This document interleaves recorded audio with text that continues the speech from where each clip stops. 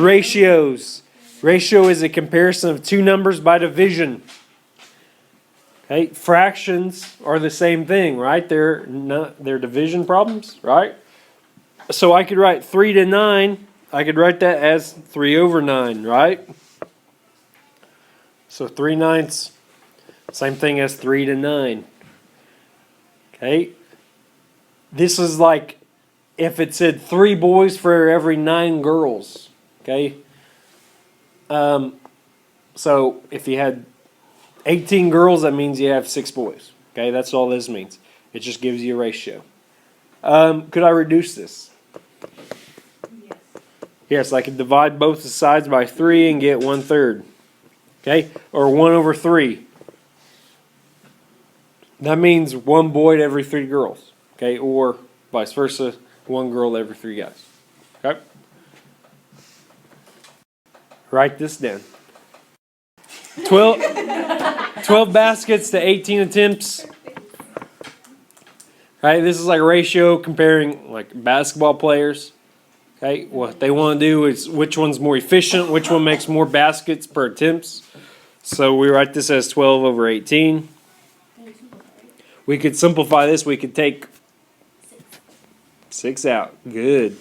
That leaves us with what? 2 over 3. Okay. What this means is that the person makes 2 goals for every 3 shots.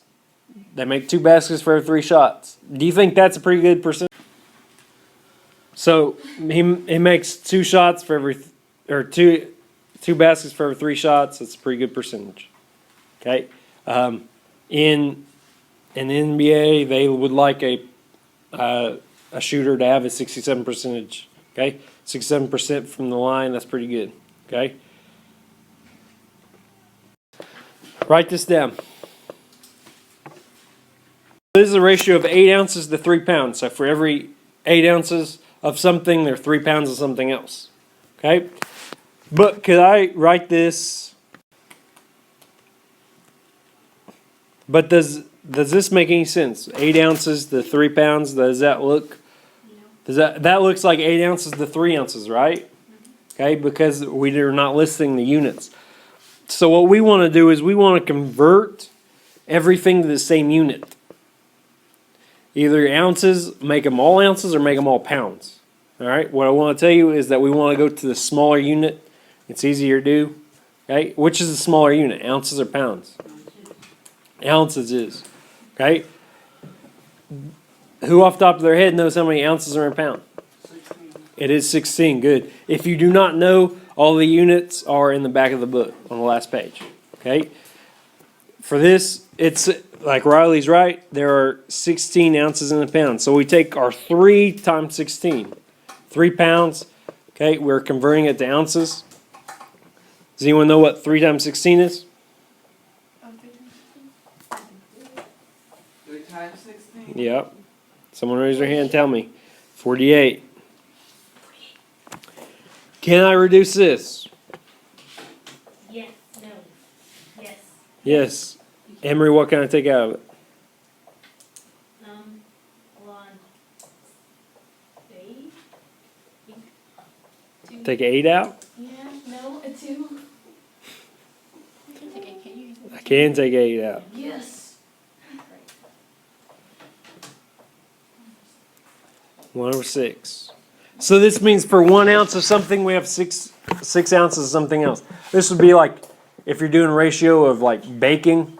All right, 1 ounce of sugar to 6 ounces of flour or something like that. Okay? Yes, that's a lot. All right. But this is just random numbers we're coming up with here. Okay? But this would be like a ratio. Okay? They have to be in the same units. All right? We want to go to the smaller unit. Okay? What you do is you times the larger unit times the unit conversion, which was 16 here. All right?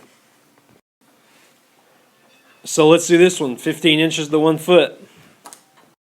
So we write 15 inches over 1 foot. They are not the same units, so we cannot leave it like this. We need to convert feet, or foot in this case, to what?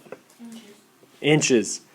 All right, someone raise your hand and tell me how many inches are in a foot. 12. Yeah. Mackenzie, since you raised your hand. 12. 12. There are 12 inches in a foot. Again, that's found at the back of your book. Okay? So I take 1 times 12. This leaves me at 15 over 12. Okay? 15 inches for every 12 inches. I can reduce this. I can take 3 out and get 5/4. Now here's my question. Do I make this a mixed number? If this was a fraction, yes. But we're going with ratio here. This is a ratio, not a fraction, right? It's just written like a fraction. Ratios we don't want to make mixed numbers because it wouldn't make any sense. 1 1/4 inches to what? That wouldn't make any sense. So we leave this as 5 inches to every 4 inches. That would be if we had, let's say, a rectangle. The length is 5, the width is 4. Okay? So for every 5 inches on the length, it's 4 inches on the width. So if I had a bigger box that was 10, what would the width be?